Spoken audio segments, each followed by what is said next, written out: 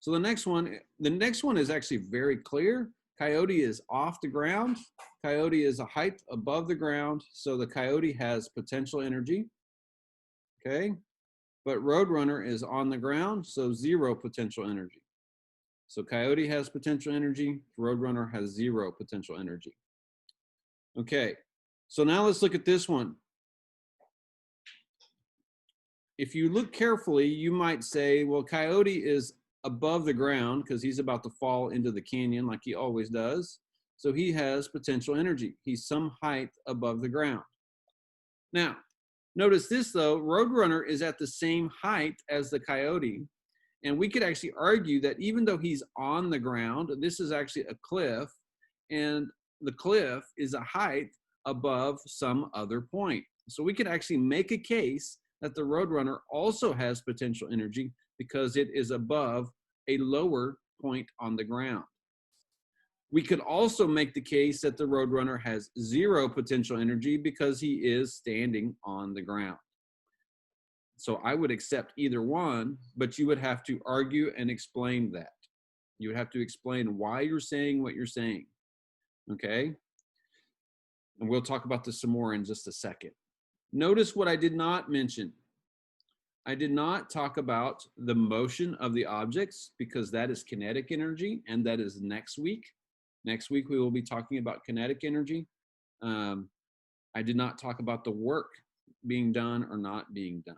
So let's take a look at this some more. Let's talk about our objectives first. So today we are going to review potential energy and work.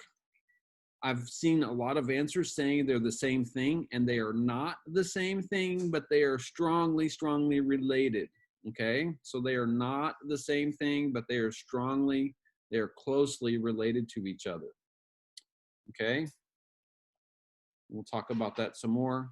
We will do a homework check for 4.2.5 because I want to make sure you get the feedback on this, partly because it's on the quiz this week, but also there were some questions that are very tricky, and I want to make sure you know what the correct answers are for these. So that's the concept questions are very tricky, and then we need to work a seven-step problem and make sure we understand what the equation actually says and how to do that. And hopefully at the end of class, we'll have time to talk about the Rube Goldberg Design Challenge. And that's our plan for today. And I am recording the Zoom. I will edit out, if I do publish it anywhere, I will edit out any comments or anything like that that happen to show up. But we're going to be working some problems and some explanations that some other people may need to hear later. So I want to make sure that I've got a video of today's Zoom. So let's go on. Let's talk about this. So you might want to add this to your notes, or you might just want to pay attention and follow along. So this is actually a look at basically our question 1, 2, and 3 from our homework the other day. So let's talk about a pencil. So we've got a pencil here. Let's look at this pencil right here. We've got a pencil here, and it's some height above the table. So it's some height, our pencil right here is some height above the table. So we're looking at this pencil right here. So we could say that the pencil has potential energy. Now, in the problem, it says, I do work. I lift the pencil straight up, and I do work equal to 1.2 joules of work. Okay? Now, if this was actually considered our ground, if that was considered the ground, what would the potential energy be? Well, the height above the ground, it would wind up being the same number, 1.2 joules of energy. So if this was considered our base surface, if I lift the pencil with 1.2 joules of work creates or changes energy. So we had zero potential energy, and now it's zero potential energy here, and up here it's 1.2 joules of potential energy. So I do work and I create potential energy.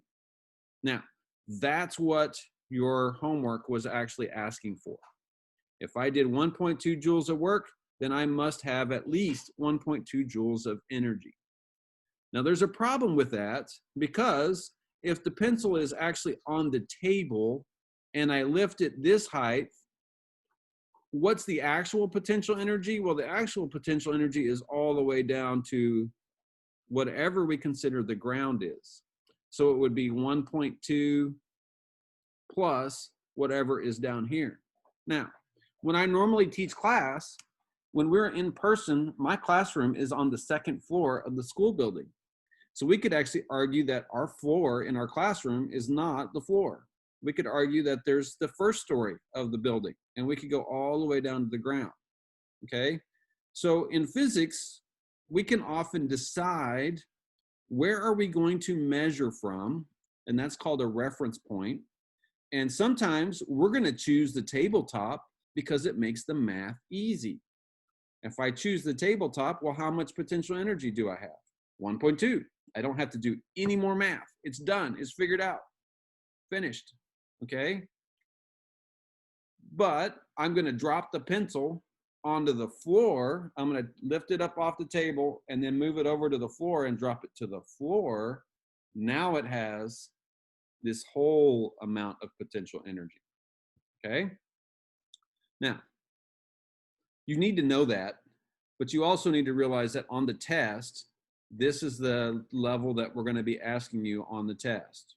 If I do 1.2 joules of work, the minimum amount of potential energy would be at least 1.2 joules, okay?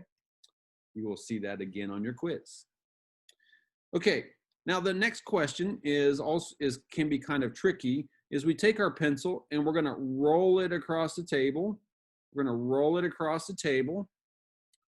So we're going to do work. So we have a force, and it's moved a distance, and they're in the same direction, so work is done, okay? So, but is there potential energy? So the answer is yes, because the pencil is off the ground. The pencil is off the ground, but this work right here is left and right. As long as the table stays level, as long as the table is flat, and the height over here is equal to, this height is equal to this height, the potential energy did not change. It has potential energy, but it did not change. So I did a bunch of work moving my pencil, but I did not create any more potential energy. Now look over here though, over here, I do a force in the upward direction and the distance is in an upward direction. I'm changing the height, so I'm changing the potential energy. If you have any questions, drop them into chat.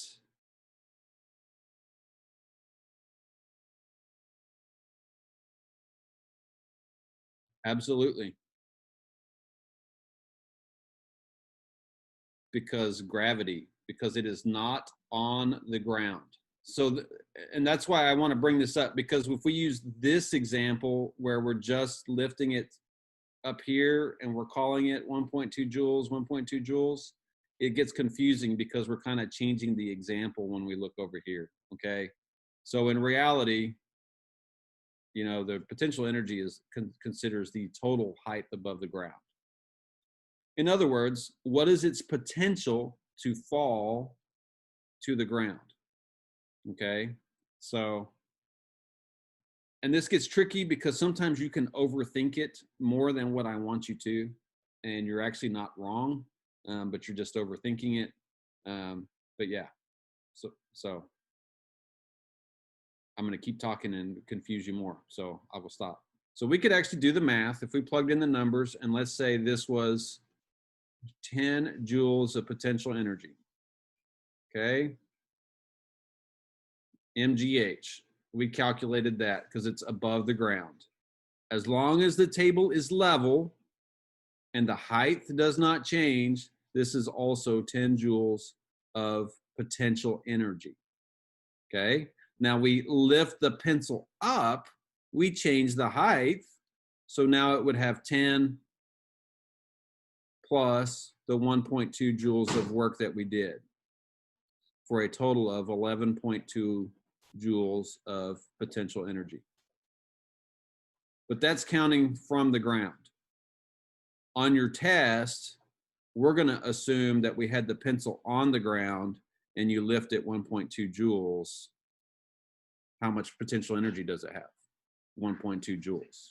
Okay? So what is the test? We're going to come back to this and talk more specifically, but what's the test for potential energy? Does the height change? If the height of the object changes, then you're changing the potential energy. So if the height changes, or does it have a height, then it's potential energy. That's what you're talking about. Okay? All righty.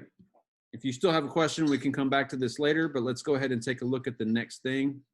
And this might draw some things out for you. So I want you to notice this. This is the equation for work. Work equals force times distance. Force equals mass times acceleration. So I'm going to take this and substitute it in for force. I'm going to put it in right there. So I'm going to take it and I put it in parentheses. So that's the force, right? Mass times acceleration. So work is force times distance. Now look at this. Potential energy equals mass times g times h. G is just an acceleration. Mass times acceleration times h. Potential energy is, mg is the force due to gravity. So potential energy is the force due to gravity times the height. It's the weight times the height.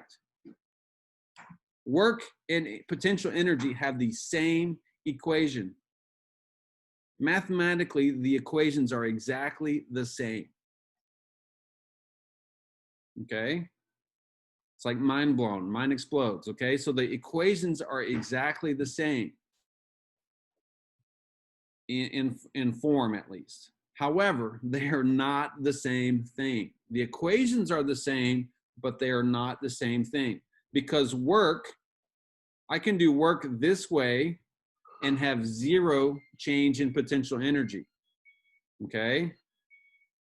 So this distance and this distance could be in different directions. So we have to be very careful about it. Even though the equation is the same and they're very closely connected, they're not always exactly the same thing. So we have to be real careful. However, work causes a change in potential energy. So we often mathematically say work equals U. So force times distance equals mgh. Okay? But this force is not the force due to gravity. This is the force of my hand pushing up the box.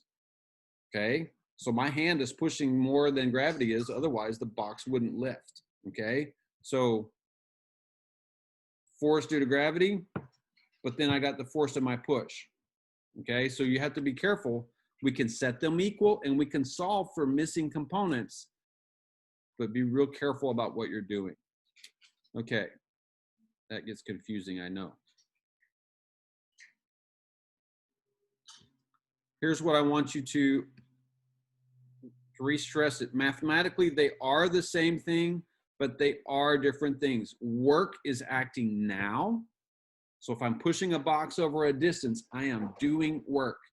Potential energy is the ability for work to be done in the future. So if I take my pencil, so here's the ground, and I take my pencil and I lift it, I do work. I applied a force over a distance. But now that it's up here, it has the potential for work to be done again. Because so it has potential, but it's just sitting there above the ground. But if I let go of the pencil, the force due to gravity pulls the pencil down over the height, and now I get work done again. So we do work going up, potential energy, and then we let go, and gravity does work and causes the pencil to come back to the ground. force over a distance. Okay? So you have to be very careful what you're talking about. Mathematically, they are very similar and very much the same thing. Now, one thing I want to point out while we're here, this is something that physics does a lot. When we see something that looks similar, we start to go, there must be a connection. So we learned the force due to gravity is Gm times m divided by r squared.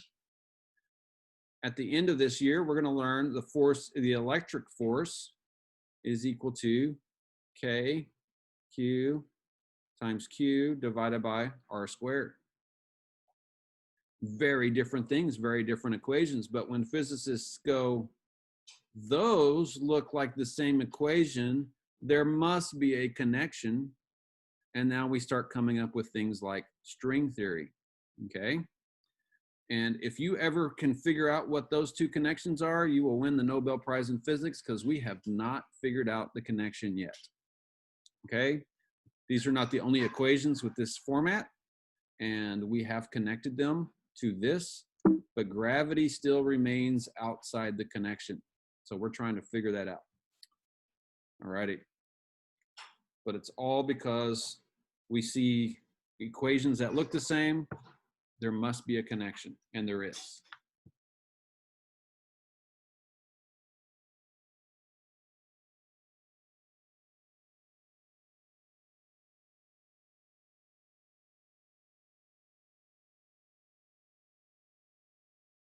I'm trying to think of an easy way to explain it. So we can see the result. Like, for example, let's say we had never heard of Newton's law of gravity, and I take a pencil and I drop it. We know that the pencil falls, right? Okay. But Newton, when he wrote his equation for gravity, he only told us what the strength of that force was. He didn't actually tell us what gravity is, but we knew it worked because we see it. Okay. So we know there's a connection because we see the math, we see the results of those connections, but to explain how does it actually work together, we don't know. Okay. It's like another way to look at it is, you know, your cell phone works, but unless you're know all the pieces and how each piece works, you don't actually know how it works, but you know it works. So that's a bad analogy, but that's basically what's happening. Is we have enough evidence to say they are connected. In fact, we have discovered pieces that leading up to the connection. So like the big Large Hadron Collider in Europe, where they were looking for the Higgs particle, if you've ever heard of that, that's part of the search for the connection, okay? And they found the Higgs particle. So that's kind of how it goes. So real quickly, let's make sure we got this down. Work can happen in any direction. Left, right, up, down, at an angle, okay? Actually on a curve. Work can happen in any direction as long as the force is in the same direction as the distance moved, okay? So as long as the force and the direction are the same, work is done, okay? However, if I got my person and I'm carrying the box, the force is up and down, but I move the box this way because I'm carrying it, there is work equals 0 on the box. However, whenever you see work is 0 and something does move, work was probably done somewhere. So in this case, the work is done on the person. The person moves, so there's actually a force on the person, and the person also moves over the distance, but there is no work done on the box. The work is done on the person. Okay, so for us to talk about work, we have the force and distance have to be in the same direction. Potential energy only deals with the vertical direction, only the up and down, because it's based on the height above the ground. Okay, so this box has potential energy because it's off the ground, and I walk it over here, still has potential energy because it's off the ground. Okay, And there's only a change in potential energy if I change the height. To change the height, I must do work. For there to be a change in height, work must be done. If there is a change in energy, there must be some kind of work done on the object. Okay, we'll get into that some more next week.